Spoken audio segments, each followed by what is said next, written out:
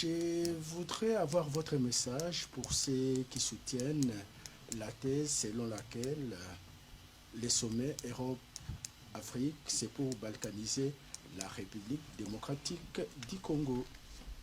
Bien, merci pour cette question. Vous me donnez l'occasion de donner mon point de vue là-dessus. D'abord, l'Europe n'est pas compétente pour parler des frontières. D'abord le principe. Mais dans la pratique, ils ont annoncé, et dans la presse, les programmes. C'est l'ONU qui peut parler de cette question. Et puis le reste dépend de nous.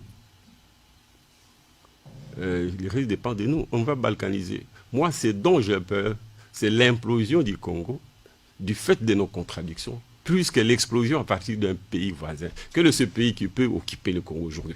Il y a une occupation politique en termes de leadership sur nos dirigeants. En ce que, vous savez, il y a un proverbe chez nous qui dit, je vais dire ça en lingala parce qu'en français c'est compliqué.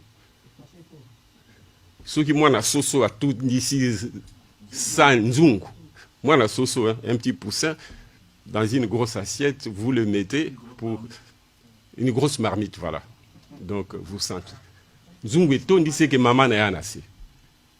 Voilà, donc on nous malmène par nos voisins parce qu'il y a des gens qui par compassion au Rwanda pour ce qui est arrivé et qui nous attristent tous, même si nous, Congolais, on n'y a été pour rien, on entête ce petit pays qui a tout intérêt à être bien avec le Congo parce qu'on est des frères. Ils ont la chance d'être à côté de nous. Cette chance en perspective dans la mesure où que nous-mêmes, nous mettons fin à nos propres contradictions, eh bien, ils pourront... Vous savez, nous pouvons absorber le Rwanda. C'est-à-dire que, bon, d'abord, je n'ai jamais parlant de la balkanisation. La balkanisation est déjà des faits, elle ne sera jamais des droits. Elle est des faits en ce que le Congo n'échange pas avec lui-même. Il y a des zones enclavées telles que, à partir du centre avec le Kasaï, enclavées à l'intérieur, c'est-à-dire des échanges inter-provinces, mais aussi interprovinces, mais aussi par rapport aux autres provinces, nous n'avons pas fait des routes. Et c'est ça qui fait que nous sommes de facto balkanisés. Beaucoup de provinces, surtout celles qui sont à des frontières, travaillent plus avec des monnaies étrangères qu'avec leurs frères ou leurs sœurs jumelles à l'intérieur du pays. C'est de ça que j'ai peur. J'ai peur aussi de la crise sociale qui crée beaucoup d'émigration à l'intérieur du Congo. Et le fait que les gens, face à cette pauvreté, commencent à se détester. Mais aucun pays ne pourra balkaniser le Congo. Le Rwanda ne pourra jamais nous attaquer. Ils peuvent venir attaquer le régime. Encore que là aussi, en attaquant un régime, il ne faut pas, je vais dire en d'autres termes, qu'ils ne peuvent pas attaquer le Congo et réussir à avoir raison du peuple congolais.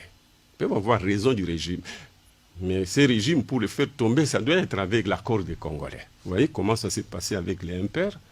C'est parce que les Congolais ont accepté que Kabila vienne, même si on ne savait pas très bien au niveau de l'opinion publique qu'il venait sous les chars des pays voisins.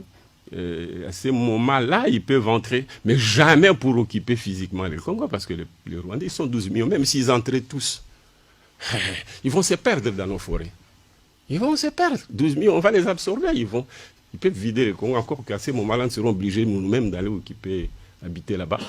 Et donc, les Rwandais et les peuples rwandais vont disparaître. Donc, je dis, il n'y a pas de balkanisation. Même l'Occident, si l'Occident le décidait, si nous ne voulons pas, ça ne se fera pas.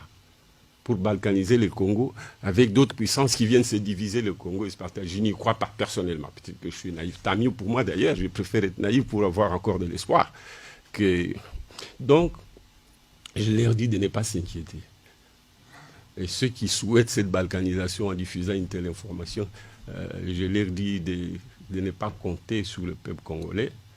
Cette terre de Lumumba, on a beaucoup donné, et nos ancêtres politiques, nos pères fondateurs ont payé la facture.